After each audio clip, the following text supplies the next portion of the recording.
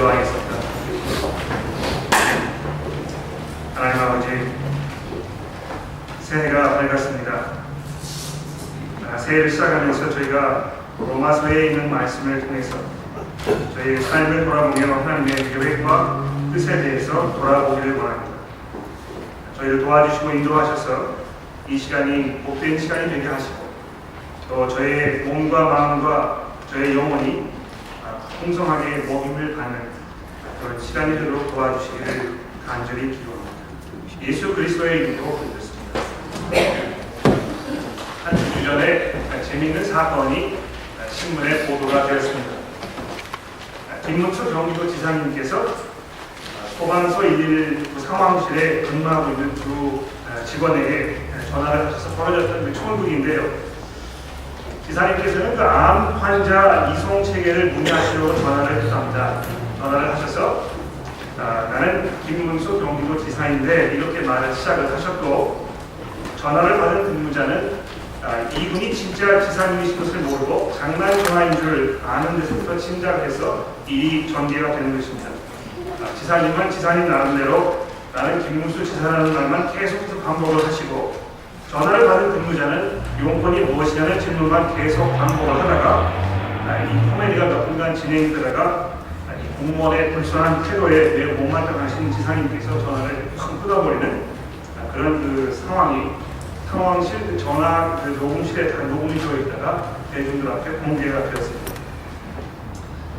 나중에 이 지사님을 알아보지 못한 이 두 사람이 다른 곳으로 전보를 당하는 그런 징계를 받았다가 이런 상황이 일어난 것에 대한 그 비판의 여론이 심하게 일어나자 징계를 철회를 하고 두 사람은 다시 복직이 되었다는 것입니다. 누가 잘했는지 잘못했는지를 따질 필요는 없고요. 단지 이 진짜 경기도 지사님을 알아보지 못했기 때문에 곤욕을 치러야 했던 이 두 사람, 이 사람의 모습을 보면서 이 진짜를 알아보지 못하는 것이 얼마나 큰 대가를 치를 상황으로 갈 수 있는가, 이런 것을 우리가 생각해 보게 되는 것입니다. 우리 그리스도인들에게는 이것이 과연 진짜 복음인가, 이 문제가 얼마나 중요한 것인지 모릅니다. 김문수 지사를 알아보지 못했기 때문에 전도를 통해서 대가를 치러야 했다면 우리가 복음을 알아차리지 못하거나 혹은 복음이 아닌 것을 복음으로 착각하였을 때의 그 상황은 이 전도를 당하는 것과는 비교할 수 없는 엄청난 대가를 우리가 치를 수밖에 없다는 것입니다. 여러분, 이 복음이라는 단어는 우리가 너무 자주 사용을 하고 또 하도 많이 들었기 때문에 우리에게 매우 익숙한 단어이기는 합니다만, 복음이 무엇인가를 설명해 보라는 부탁을 받으면 과연 우리 교회에 몇 분이나 그것을 정확하게 잘 설명을 하실 수 있을지 모르겠습니다. 오늘 방금 전에 공독된 이 로마서 1장의 첫 부분의 말씀을 가지고 이 복음에 대해서 잠시 우리가 생각해 보게 될 텐데요. 그러기 전에 우리가 이 복음에 대해서 알고 있어야 할 중요한 사실을 2절이 우리에게 설명해 주고 있습니다. 그래서 이 2절 말씀을 우리가 좀 자세히 살펴보겠고요. 예수 그리스도의 종 바울은 사도로 부르심을 받아 하나님의 복음을 위하여 택정함을 입었으니 이 복음은 하나님이 선지자들을 통하여 성경에 미리 약속하신 것이라, 이렇게 되어 있습니다. 즉 다시 말해서 이 복음은 사람들이 만들어낸 것도 아니고 또 사람들이 나중에 임의대로 시대와 상황에 맞추어서 재해석할 수 있는 그런 것도 아니라는 것입니다. 여러분, 우리 속담에 귀에 걸면 귀걸이, 코에 걸면 코걸이라는 말이 있지 않습니까? 어떤 사실 하나를 이렇게 해도 우리가 해석할 수 있고 또 저렇게 해도 해석할 수 있다 하는 그런 뜻을 가지고 있는 속담입니다만, 복음은 그렇지 않습니다. 그래서 1절에도 보시면 이 복음을 무엇이라고 못 받고 있습니까? 하나님의 복음이라고 이렇게 부르고 있는 것입니다. 그리고 하나님께서는 이 복음을 선지자들을 통해서 성경에 미리 약속하셨고 이렇게 설명하고 있습니다. 바로 그 복음이 하나님의 계획과 그 목적하신 바에 따라서 다른 사람이 아닌 이 사도들을 통해서, 즉 바울이라는 사도를 통해서 이 세계에 선포되게 하셨다고 설명하고 있는 것입니다. 들으시면서 그게 뭐 그렇게 중요한가? 그게 내 생활과 무슨 상관이 있는가? 혹시 이렇게 생각을 하실지 모르겠습니다. 이 삶의 직접적인 내 삶의 문제가 무엇인가 이런 걸 알고 싶지. 이런 신학적인 이런 내용들이 내 삶과 어떤 상관이 있을까 질문하신다면 여러분 이 점을 짚고 넘어가는 것이 상당히 중요합니다. 왜냐하면 어떤 사람들은 기독교의 가르침에 대해서 별로 못마땅하지 않게 생각하면서 이렇게들 흔히 얘기를 합니다. 이 기독교라는 것은 바울이라는 사람이 만들어낸 것이다. 이렇게 이야기를 한다는 것이죠. 원래 예수님께서 의도하셨던 신앙이 아니고 나중에 예수님을 직접 만나본 적도 없는 이 바울이라는 사람이 자기 손에 의해서 만들어진 것이라고 이렇게 사람들이 얘기하기 때문에 기독교는 예수님의 가르침이보다는 바울이라는 사람의 가르침이다 이렇게 많이들 얘기한다는 것입니다. 이 점에 대해서 우리가 어떻게 반박을 할 수 있을까? 우리가 거기에 대해서 어떻게 대응을 할 수 있습니까? 이것이 아주 중요한 것입니다. 이 복음이라는 것은 사람의 손에 의해서 만들어진 것이 아니고 이미 오래 전부터 하나님께서 선지자들을 통해서 구약 성경 속에서 약속하신 바이고 바로 그것을 사도 바울이 전수받은 것이라고 지금 설명하고 있는 것입니다. 자, 여러분 그 사실이라면요. 이 구약 성경은 우리가 열심히 읽고 공부하고 이해하는 것도 복음을 아는 데 있어서 아주 필수적입니다. 저희 교회에서 매주마다 신약과 구약을 함께 공부하고 있는데 그 이유도 바로 여기에 있습니다. 구약에 대해서 우리가 문제하면 복음을 더욱 선명하게 이해하는 것이 결과적으로 불가능합니다. 또 복음의 시각으로 구약을 접근하지 않으면 구약의 말씀을 우리가 분명하게 이해하기도 아주 어렵다는 것입니다. 제가 이 자리에 솔직하게 여러분들에게 고백을 드린다면 지금까지 이 설교 본문 이외에 참고 말씀으로 선택해서 공독했던 그 구절들에 대해서 제가 설교 시간에 여러분들에게 잘 설명을 못 드렸던 것 같습니다.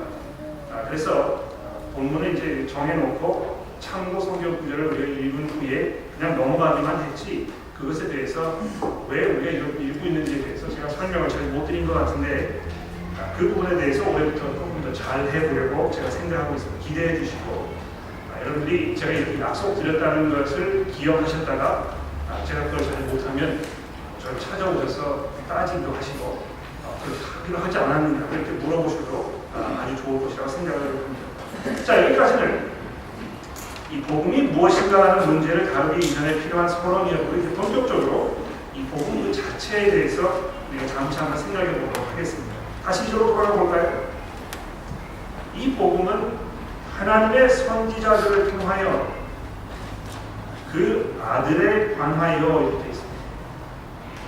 그 복음은 하나님의 선지자들을 통하여 그 아들에 관하여 성경에 미리 약속하신 것이라 이렇게 되어 있습니다. 복음이 무엇인가라는 문제를 대답하는 데 있어 가장 기본적이고 가장 중심적이며 핵심적인 이상하시는 복음이 바로 이 예수 그리스도에 관한 것이라는 것입니다. 이 별로 새롭지 않고 아주 당연하고 대수롭지 않게 들리실지 모르겠습니다만 여러분이 복음은 기본적으로 우리에 관한 것이 아니고 예수 그리스도에 관한 것이라는 것입니다. 즉 다시 말해서 하나님께서 우리들에게 무엇을 요구하고 계시는가? 우리가 하나님을 위해서 무엇을 해드려야 하는가? 우리가 이 세상을 어떻게 해야 하는가? 이웃을 어떻게 해야 하는가? 형제 자매들을 위해서 우리가 어떻게 섬겨야 하는가? 이런 것과 같은 여러분과 저의 삶에 관한 내용이 아니라는 것입니다. 이런 것들이 매우 중요하고 우리 신앙생활에 있어서 매우 필수적인 것이면 분명합니다만 이 복음이라는 것은 기본적으로 여러분과 저에 관한 것이 아니고 예수 그리스도를 위해서 하나님께서 가지고 준비하고 계셨던 그 계획에 관한 것이라는 것입니다. 그런데 이 아들에 관해서 사도 바울이 설명하고 있는 것들이 다소 의외입니다. 우리가 복음하면 생각하는 것들과는 상당히 거리가 있는 것처럼 보이는 것들로 이 2절에서 4절 말씀이 채워져 있습니다. 복음하면 가장 먼저 우리가 이 십자가를 생각할 것입니다. 예수 그리스도께서 우리 죄를 위해서 화목제물로 십자가 위에 죽음으로써 우리가 당해야 했던 그 죽음을 당하셨다, 몸소 감당하셨다는 것을 가장 먼저 여러분들이 기억해 내실 것입니다. 그런데 여러분, 이 3절부터 4절 말씀해 보십시오. 이 예수 그리스도에 관한 이 복음이라고 이야기하면서 무엇을 설명하고 있습니까? 그 아들의 관하에는 육신으로는 다윗의 혈을 통해서 나셨고 성결의 영으로는 죽은 자 가운데서 부활하사 능력으로 하나님의 아들로 선포되셨으니 곧 우리 주 예수 그리스도시니라. 자, 이렇게 이 예수 그리스도의 복음을 설명하고 있다는 것입니다. 여러분 주보 오른편에 보시면 이번 주 암송 구절 이렇게 해가지고 제가 지금 방금 읽어드린 로마서 1장 4절 말씀이 기록되어 있습니다. 여러분 이제 다음 주 오시기 전까지 이걸 다 외워오셔야 되겠습니다. 이걸 못 외우시면 식사를 하실 수가 없습니다. 각오를 하시고 열심히 외워오시면 별로 어렵지 않습니다. 제가 한 30초 정도 걸렸거든요, 외우는데 저처럼 머리가 나쁜 사람도 30초는 외울 수 있으니까 여러분들은 아마 한 10초 정도면 다 외우실 수 있을 겁니다. 성결의 영으로는 죽은 자 가운데서 부활하사 능력으로 하나님의 아들로 선포되셨으니 우리 주 예수 그리스도라, 이렇게 지금 설명하고 있는 것입니다. 사도 바울이 처음 언급하는 것이 무엇입니까? 예수 그리스도께서 다윗의 혈통으로 나셨다는 것입니다. 뭘 강조하는 것일까요? 예수 그리스도께서 영원한 하나님의 나라를 다스리고 통치하실 임금의 자격으로 이 땅에 오신 분이라는 것을 설명하고 있는 것입니다. 하나님께서 다윗에게 아주 오래전에 이런 약속을 하셨습니다. 화면에 보시면 사무엘 하에 있는 말씀을 보시게 될 텐데요. 너의 생애가 다하여 내가 네 조상들과 함께 묻히면 내가 네 몸에서 나올 자식을 후계자로 세워서 그의 나라를 튼튼하게 하겠다. 바로 그가 나의 이름을 드러내려고 집을 지을 것이며 나는 그 나라의 왕위를 영원토록 튼튼하게 하여 주겠다. 이렇게 하나님께서 이 다윗에게 약속을 하신 것입니다. 그래서 이 다윗의 아들로 오게 될 이 사람이 하나님의 그 무너지지 않고 변치 않으며 누구도 침범할 수 없는 그 영원한 나라, 이것을 완성하는 그런 분이 되게 된다는 것입니다. 이 나라는 어떤 나라입니까? 정의와 사랑으로 다스려지는 나라입니다. 우리의 눈에서 모든 눈물이 씻겨지는 그런 나라입니다. 우리의 모든 염려와 우리의 모든 아픔과 우리의 상처와 우리의 고통이 아물고 치유되며 우리의 입에서 기쁨과 환희의 찬송이 끊이지 않는 그런 나라인 것입니다. 그 어떤 권세자도, 그 어떤 정치가도 이룰 수 없었던, 그 어떤 정치적인 사상이나 체계도 접근할 수 없었던 가장 완전하고 가장 불변한 그런 영원한 우리의 안식처를 하나님께서 준비하시고 계획해 놓으셨는데, 그 하나님의 계획 한복판에 이 예수 그리스도께서 서 계신 것입니다. 두 번째 그 내용은 무엇입니까? 여러분이 다음 주에 외워오셔야 할 이 내용입니다. 성결의 영으로는 죽은 자 가운데서 부활하사 능력으로 하나님의 아들로 선포되셨으니 우리 주 예수 그리스도시니라. 자, 여기서 중요한 것은 하나님의 아들로 선포되었다는 것입니다. 성경 밑줄을 이렇게 그시는 분들은 아마 여기 이거를 밑줄을 그셔야 될 텐데요. 하나님의 아들로 선포되셨다는 것입니다. 여기 하나님의 아들이라는 표현이 아주 중요합니다. 이것도 역시 이 하나님의 나라와 아주 밀접한 연관이 있는 구약 성경이 사용하고 있는 표현입니다. 다시 화면에 보십시오. 이 시편 2편의 말씀을 제가 좀 적어드렸는데 이걸 잘 들어보겠습니다. 하나님께서 지금 사람들에게 말씀하고 계신 것입니다. 어찌하여 문 나라가 술렁거리며 어찌하여 문 민족이 헛된 일을 꾸미는가.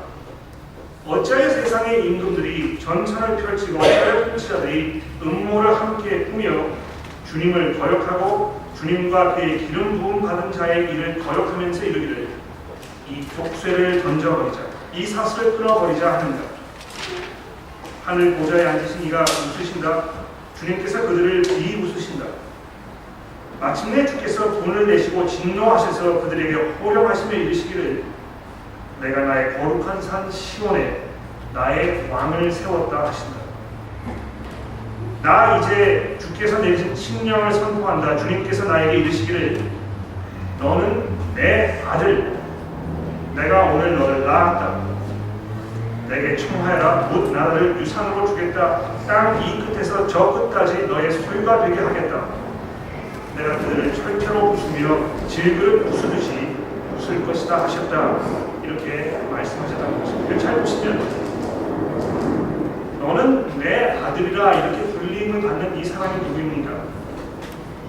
바로 6절에 내가 나의 거룩한 산 시온에 나의 왕을 세웠다 이렇게 되어있는 그 왕을 지금 말하는 것입니다. 바로 하나님께서 하나님을 대적하는 모든 이들을 무찌르시고 그 하나님의 통치를 실현하실 분으로 정해놓으신 그 임금, 바로 그분이 하나님의 아들이라는 것입니다. 그런데 어떻게 되었다고요? 예수께서 바로 그 왕이시라는 사실이 그분의 이 부활하심을 통해서 만천하에 선포가 되었다는 것입니다. 그리스도께서 하나님 나라의 통치권을 주고 계셔서 그 나라의 능력으로 다스릴 영원한 하나님의 임금이라는 것이 이 부활 사건을 통해서 만천하에 발표가 된 것입니다. 북부주에서는 총선을 통해서 수상을 선출을 하게 되면 공식으로 발표를 하기 전에 어떻게 합니까? 어떻게 하면 당선된 사람이 정식으로 수상으로 취임하게 되는 것입니다. 맨 먼저 총독을 찾아가지 않습니까? 총독 앞에서 선서를 하고 또 그 임명장을 건네받는 그 의식을 통해서 이 사람이 이 순간부터 호주의 수상이다 이렇게 공식으로 발표가 되는 것입니다. 그래서 그 자리에는 각계 인사들은 물론이고 또 언론 방송 기자들이 다 초대가 되어가지고 그 임명식하는 순간을 전파로 방송을 통해 사람들에게 보여주는 것입니다. 실제로 지금 당선된 이 사람이 이 순간부터 수상이라고 이렇게 선포가 되는 그 순간인 것입니다. 바로 이 예수 그리스도의 부활 사건이 그런 역할을 한다는 것입니다. 근데 왜 하필이면 부활 사건일까요? 왜 십자가 사건이 아니고 이 부활을 통해서 하나님께서 예수 그리스도의 하나님 아들 되심을 선포하신 것입니다. 여러분, 부활 사건은 새 시대의 시작을 알리는 그 사건입니다. 죄와 사망이 판치는 이 세상에 사랑과 용서가 또 정의와 평화로 다스려지는 영생하는 하나님의 왕국이 시작되는 그 결정적인 순간이라는 것입니다. 하나님의 은혜로 인간이 죽음의 짐을 던져버리고 영생할 수 있는 시대가 시작되었다는 것을 알리는 그 신호탄이라는 것입니다. 예수께서 부활하셨으니 이제 우리들도 부활하겠다는 확신이 주어지는 그 사건인 것입니다. 그것이야말로 예수 그리스도께서 그분을 주시는 이 새 생명을 가지고 우리가 새 삶을 누릴 수 있는 그 왕국이 시작되었다는 것을 알려주는 것입니다. 여러분, 이 왕국에서 누리는 우리의 새로운 삶이 어떤 생명입니까? 여러분과 제가 지금 어떤 생명을 누리고 있습니까? 예수의 십자가의 피로 말미암아 하나님의 용서의 은혜로 시작된 그 새 생명입니다.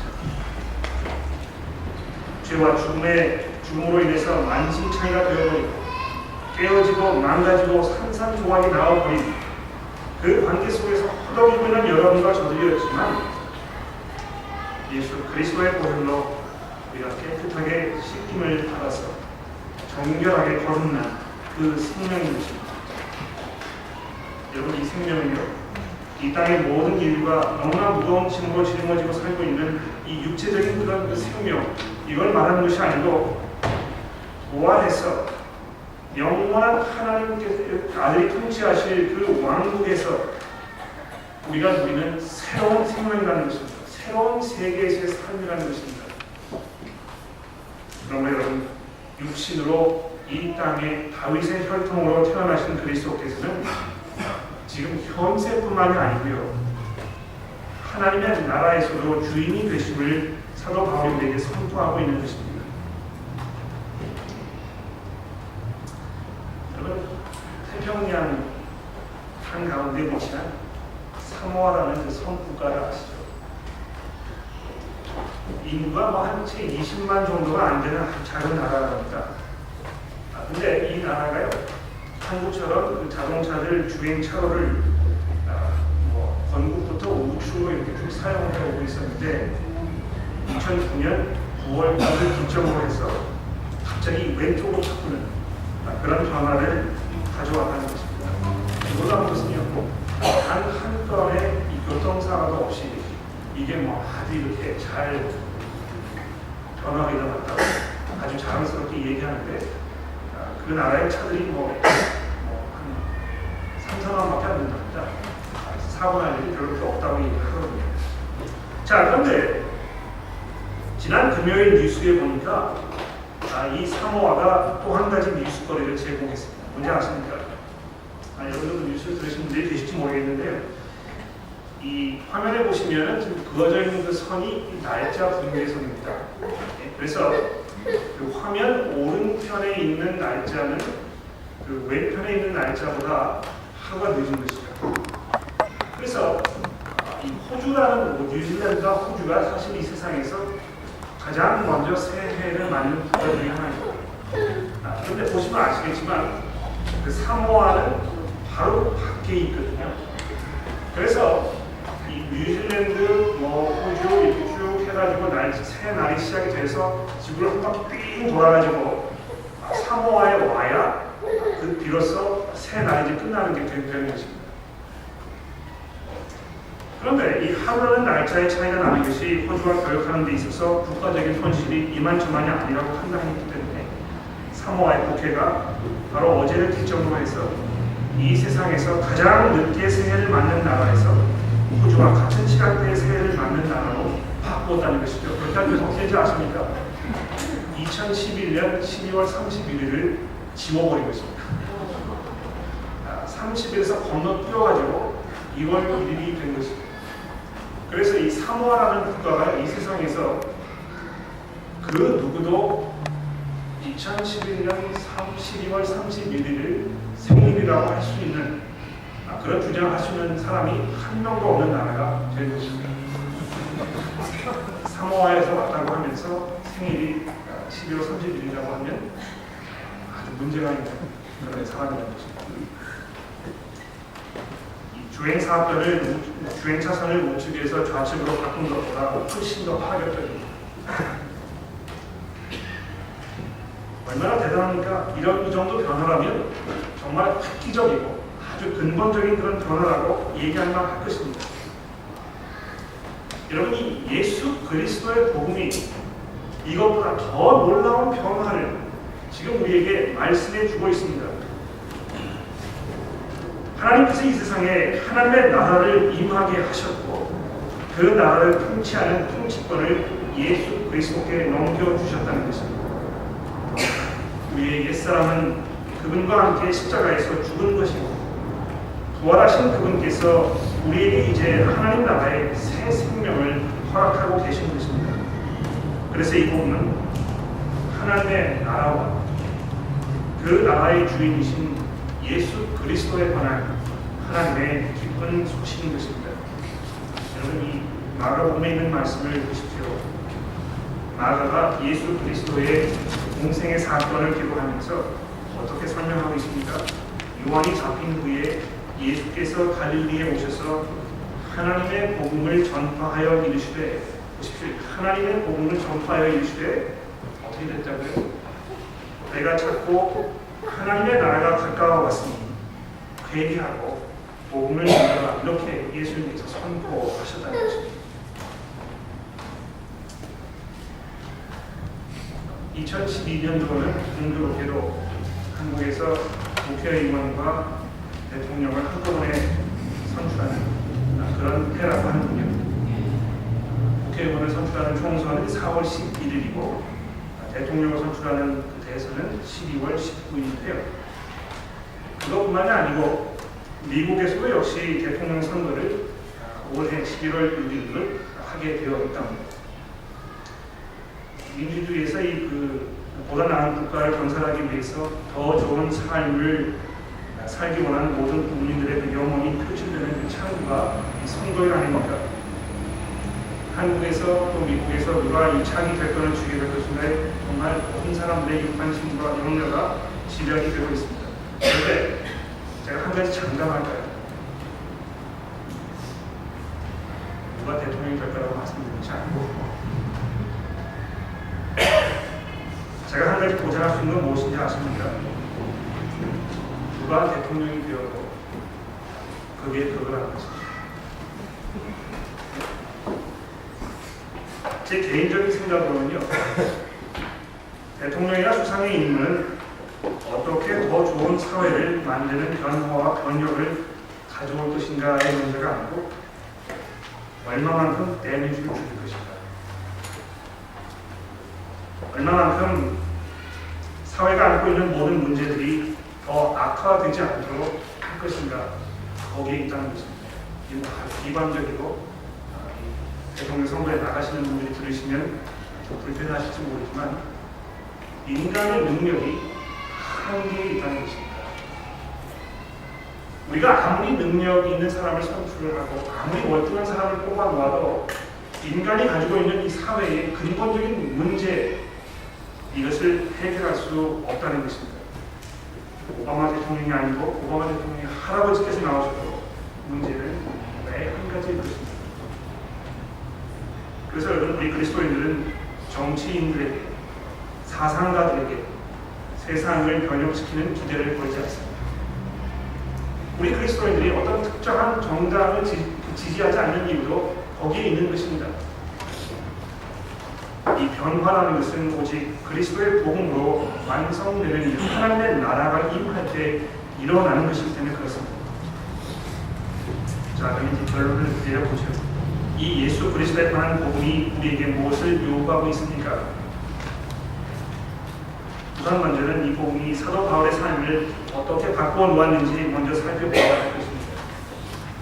사도 바울이 자기의 삶을 어떻게 소개하고 있습니까? 예수 그리스도의 종 바울은 사도로 부르심을 받아 하나님의 복음을 위하여 특정함을 입었으니, 또 5절 말씀해 보십시오. 그로 말미암아 우리가 은혜와 사도의 직분을 받아 그의 이름을 위하여 모든 이방인 중에서 믿어 순종하게 하나니, 이렇게 되어 있는 것입니다. 여러분, 자기 자신의 그 삶과 또 예수 그리스도의 복음 사이에 형성되어 있는 이 상호 관계, 이것을 얼마나 명확하게 분명하게 사도 바울이 파악하고 있었는지 모릅니다. 거기 일말의 오해나 의심도 있지 않습니다. 그는 자신이 예수 그리스도의 복음을 위해서 부르심을 받았다는 사실과 모든 이방인들에게 이 소식이 알려지기를 원하시는 하나님의 계획 속에서 자기 자신이 감당해야 했던 이 사명이 무엇인지를 너무나도 명확하게 이해하고 있었던 것입니다. 중국 하얼빈역에서 이 토히로 부미를 암살하고 장렬하게 형장의 이수로 사라져갔던 안 죽은 의사가 남긴 글 가운데 미국 헌신 군인 본분이라는 글이 있습니다. 이번 법정에서 재판을 받을 동안에 곁에서 자기를 지켜본 일본 간수에게 써준 글이랍니다. 무슨 뜻입니까? 나라를 위해서 몸을 바치는 것은 군인의 본분이다. 나라를 위해서 몸을 바치는 것은 군인의 본분이다. 그런 뜻이라는 것입니다. 아마도 자기 삶에 주어졌던 그 확고한 소명의식에 대한 표현이 아닐까 생각합니다. 그가 얼마나 대한독립을 원했고 그것이야말로 자신의 삶을 모두 바치고도 남을 만한 그런 충분한 가치가 있는 것이라고 여겼음이 분명한 것입니다. 대안의 독립이 그에게 대의였음이 분명합니다. 그러나 우리 그리스도인들에게는 영원한 하나님의 나라와 그 나라를 통치하시는 예수 그리스도라는 그 무엇과도 비교될 수 없는 더 장엄하고 더 심오하고 더 엄숙한 그런 목표가 주어져 있습니다. 사도 바울의 고백을 들어보십시오. 그러나 무엇이든지 내게 유익하다는 것을 내가 그리스도를 위하여 다 해로 여길 뿐더러 또한 모든 것을 해로 여기면 내 주 그리스도 예수를 아는 지식이 가장 고상하기 때문이다. 내가 그를 위하여 모든 것을 잃어버리고 배설물로 여기면 그리스도를 얻고 그 안에서 발견되려 하니 내가 가진 의는 율법에서 난 것이 아니요 오직 그리스도를 믿음으로 말미암는 것이니 그 믿음으로 하나님께로부터 나는 것이다.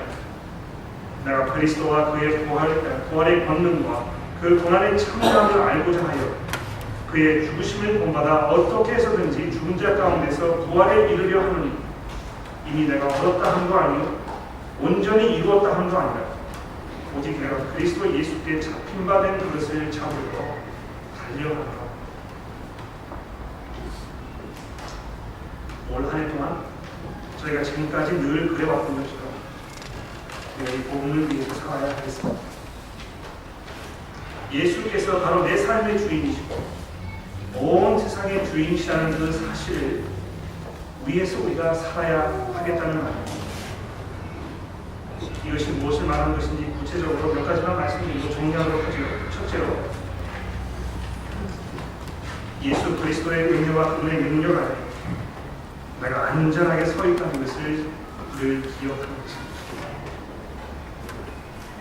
내 삶의 주인이신 그분께서 나의 목자이시고 그래서 내 삶에 어떤 어려움과 문제와 시련과 핍박이 와도 그리스도 예수 안에서 내 삶은 안전하다는 것을 기억하는 것입니다.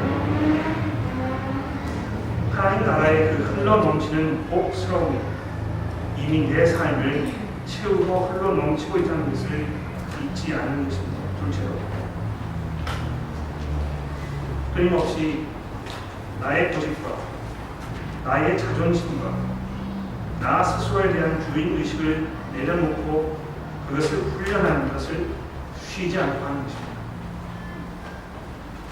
우리의 죄악된 습성에서 우러나는 내 고집과 자존심 그리고 나의 주인의식 이런 것들은 늘 예수 그리스도께서 나의 주인이시라는 이 복음의 내용과 늘 정면 충돌을 일으킵니다.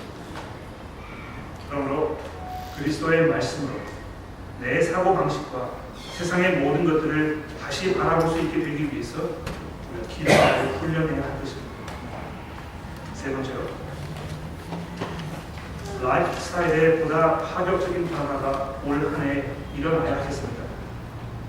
복음을 위해서 살기 위해, 즉 복음이 사람들에게 전해지고 소개되는 일이 나를 통해서 또 우리 교회를 통해서 보다 왕성하게 일어나기 위해서 우리 삶의 중요한 변화들이 일어나야 합니다. 복음을 전하는 일을 우리가 능숙하게 할 수 있도록 하기 위해서 훈련받는 일이 그 중에 하나일 것입니다. 아주 쉽게, 아주 간략하게, 아주 명확하게, 아주 정확하게 복음을 소개할 수 있는 그런 그 기술을 우리가 습득할 수 있도록 올 한 해 우리가 훈련해야 합니다. 여러분, 이 복음은 여러분과 제가 알고 있듯이 몇 사람만을 위한 복음이 아닙니다.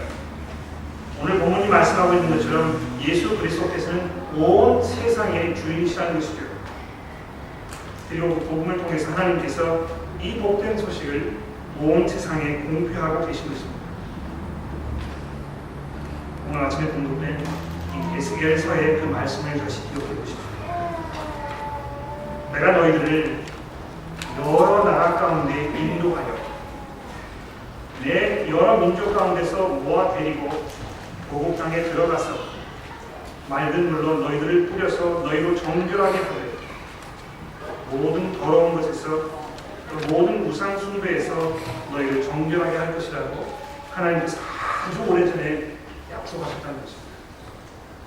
여러분, 이 약속으로 인해서 여러분과 제가 이 이스라엘 백성들과는 아무런 관계가 없었던 여러분과 제가 하나님의 은혜 가운데 들어가게 되는 겁니까? 여러분과 제가 그 은혜 가운데 들어가기 위해서 얼마나 많은 사람들이 수고하고 희생했는지 모릅니다. 그들의 그 수고와 희생을 통해서 지금 우리가 이 하나님의 은혜 가운데 있는 것입니다. 그래서 여러분과 저를 통해서 그 은혜의 소식이 다른 사람에게 전해지기를 기대하고 계십니다. 그렇다면 올 한 해 주의 복음을 위해서 잘 준비하고 잘 훈련하고 열심히 노력하는 그런 한 해가 되기를 기도하겠습니다.